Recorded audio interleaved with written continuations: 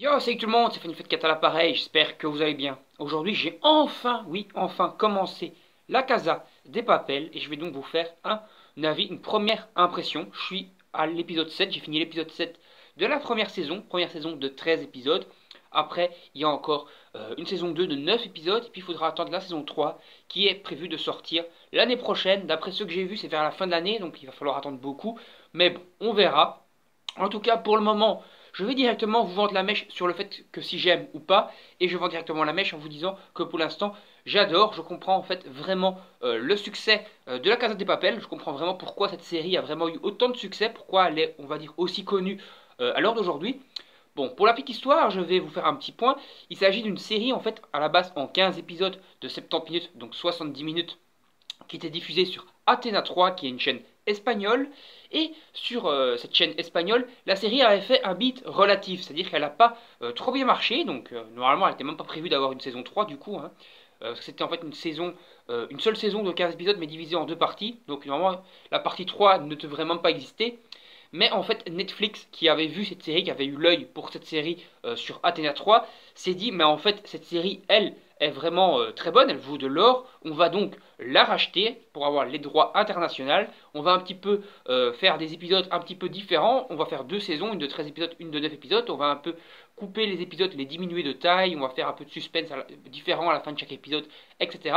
Histoire d'appâter un peu plus les gens, de donner un peu plus l'envie de regarder. Et donc grâce à la magie du montage de Netflix, la série donc a été après diffusée sur Netflix et a eu le succès que l'on connaît tous.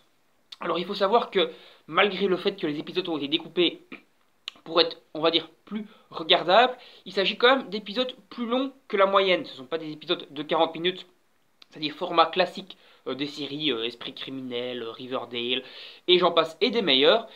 Mais ce sont des formats à la Netflix, c'est-à-dire que vous avez des épisodes qui pourront durer 40 minutes, comme certains qui dureront 45 minutes, voire d'autres qui en dureront encore 50, voire 55 minutes. Donc ce sont des formats très longs, c'est-à-dire que ce sont des formats, on va dire, à la, aux séries Marvel de Netflix. Hein. Par exemple, si tu prends Luke Cage, tu peux avoir des épisodes qui durent 45 minutes, comme des épisodes qui durent 1h10. Donc franchement, c'est un peu de tout à ce niveau-là.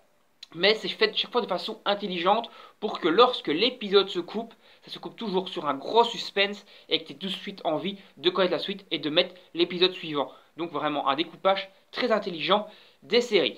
Donc pour en revenir maintenant aussi au ce que j'apprécie énormément dans cette série Casa de Papel, c'est déjà tout simplement le fait que l'on suit en fait des anti-héros tout simplement. Puisqu'il s'agit de braqueurs de banque, on ne peut pas dire que ce soit des héros du quotidien qui vont sauver des gens. Non, ce sont des anti-héros. Et ce que j'apprécie énormément, c'est assez original, même s'il y a certaines autres séries qui font, même certains animés qui font ça, par exemple Death Note. Tout le long de Death Note, tu vas suivre Light Yagami, qui est quand même un putain de tueur en série, hein. Il faut bien l'avouer, qui se prend pour un dieu et tout le bordel, même s'il a des pouvoirs magiques, mais bon, on s'en fout un peu, c'est pas trop le sujet, mais ça reste quand même un anti-héros, donc vraiment quelqu'un normalement de négatif, on va dire, pour la société. Et ici, bah, on suit des braqueurs de banque, des criminels qui veulent s'enrichir, qui sont à la base des voleurs, des dealers et compagnie, qui vont faire, on va dire, un espèce de gang de braqueurs de banque, c'est donc plutôt très intéressant de suivre ce sujet-là. Après, un autre sujet également que je trouve très intéressant, c'est qu'en fait, on va pas suivre une histoire linéaire. C'est un peu comme ce que j'apprécie dans Riverdale, même si les deux univers sont totalement différents. Mais ce que j'apprécie dans Riverdale, c'est qu'en fait, on suit plusieurs enquêtes en parallèle. Et ici, c'est tout à fait le cas. C'est-à-dire que tu vas suivre les aventures, on va dire, des braqueurs, qui sont donc des anti-héros. Voilà, tu vas suivre un peu leurs péripéties pour essayer de garder le siège, tout simplement, de la maison du timbre et du musée du timbre, musée du papier et tout ça, qu'il y a au Japon, je crois que c'est au Japon, en Espagne, je crois que c'est à Madrid, hein, si je dis pas de conneries, donc ça se passe à Madrid, pour l'instant là où j'en suis, en tout cas c'est à Madrid. Donc voilà, le siège, on va dire, de cette espèce de musée où ils impriment les billets de banque, donc voilà, et on va suivre cette aventure-là. En parallèle, tu vas suivre l'aventure tout simplement de la flic qui essaye donc de les arrêter avec toute son équipe et tout, qui est une négociatrice, qui essaye un peu de négocier et de faire tous des plans, on va dire, pour essayer de les arrêter. En parallèle, les braqueurs font des plans par-dessus pour contrer les plans de la flic. Donc c'est très intéressant, ça va toujours en crescendo, des plans de plus en plus what the fuck, on va dire, pour réussir à battre l'eau et essayer de prendre l'ascendance sur ton adversaire. C'est très intéressant, c'est un univers très psychologique. Encore une fois, je vais comparer à Death Note, qui est un manga anime que j'adore. Mais c'est exactement le cas. On a l'impression de voir le combat entre Light et Elle, où ils sont tous les deux à essayer de prendre l'ascendant psychologique sur l'autre pour gagner. Et ici, c'est exactement le même délire. Ça, c'est très très bien fait. Bon, après, tu vas encore suivre d'autres péripéties, parce qu'il n'y a pas que ces péripéties-là. C'est-à-dire les péripéties, on va dire, du travail de la flic, ou lorsqu'elle l'est, on va dire, au travail, occupée à enquêter sur, pour essayer de les arrêter, plus sa vie, on va dire, privée, où elle a pas mal d'emmerdes dans sa propre vie privée, avec sa mère qui a des problèmes de santé, avec sa fille qui est, entre guillemets, entre deux chaises, puisque sa mère s'est séparée de son père, mais son père c'est donc un mari qui est considéré comme violent, donc voilà, on va suivre les péripéties par rapport au père, par rapport à la fille, par rapport à la mère, c'est assez intéressant, par rapport à ses collègues qui essayent de la draguer et tout le bordel, on va un peu voir donc tout la facette des femmes dans le milieu de travail d'hommes et tout, c'est plutôt intéressant également à ce niveau-là. Après, tu vas suivre également les péripéties d'un des braqueurs de banque, mais qui, sans vous spoiler de qui il s'agit, tout le bordel, hein, mais qui se trouve en fait en dehors de la banque, lui. C'est lui qui a un peu les yeux et les oreilles en surveillant les caméras de surveillance, qui essaie quand il y a une couille d'aller chercher des infos, on va dire, à l'extérieur pour réussir après à les aider à l'intérieur, etc. Et lui, tu vas suivre un peu donc ses péripéties à l'extérieur, où il va essayer de se rapprocher d'ailleurs de l'enquête par l'extérieur et tout. Et c'est du coup très intéressant également à ce niveau-là. Et d'ailleurs, ce personnage, donc je dirais pas c'est qui parce que j'ai pas envie de vous spoiler, est franchement super charismatique. Il essaye, on voit vraiment que c'est lui le cerveau, c'est lui qui fait toutes les enquêtes, qui prépare tous les plans et tout. Et il est méga intelligent, super charismatique. Et il a toujours un coup d'avance sur tout le monde. Et ça, c'est franchement super cool. Après, ce qui est également intéressant, c'est qu'on va suivre des petites flashbacks sur ce qui s'est passé. Parce qu'en fait, avant de faire ce braquage de banque, ils ont eu 5 mois de préparation. C'est-à-dire, on commence en fait la série 5 mois avant. Ensuite, boum, on passe directement au braquage. Et après, en fait, par chaque épisode, tu vas voir des petites brides de ce qu'ils ont fait pendant ces 5 mois pour se préparer, des cours qu'ils ont eu pour faire des explosifs, pour préparer certains plans, pour aller surveiller les caméras, des relations qu'il y a eu entre les différents personnages et tout. Et ça, tu vas avoir par petits morceaux par épisode. Et ça, c'est du coup très intéressant également d'avoir une partie, on va dire, qui se passe dans le passé pour un peu expliquer pourquoi ils en sont arrivés là et pourquoi certains événements qui se passent pendant le braquage ont lieu parce que il y a eu des contacts entre les personnages pendant 5 mois et que c'est ces contacts-là qui ont fait que ceux-là s'entendaient mieux que ceux-là, etc. Et c'est du coup, encore une fois, très intéressant. Après, encore une fois, ce qui est très cool, c'est qu'en fait, tous les braqueurs de banque ont chacun une personnalité propre. Tu vas avoir le bon père de famille qui fait ça en fait pour aider son fiston, mais qui en fait n'est pas vraiment un enculé, mais qu'il a été obligé de faire des trucs, on va dire, mal dans sa vie pour pouvoir s'en sortir. Tu vas avoir le fiston de ce gars-là qui au final n'est pas non plus un enculé, mais qui se retrouve un peu embarqué dans ce délire et qui, du coup, il est quand même assez jeune et du coup, il risque de faire des conneries parce qu'il n'est pas prêt à ce genre de truc. Tu vas avoir la femme qui a eu une vie de merde et qui essaye de tout faire pour récupérer son fils.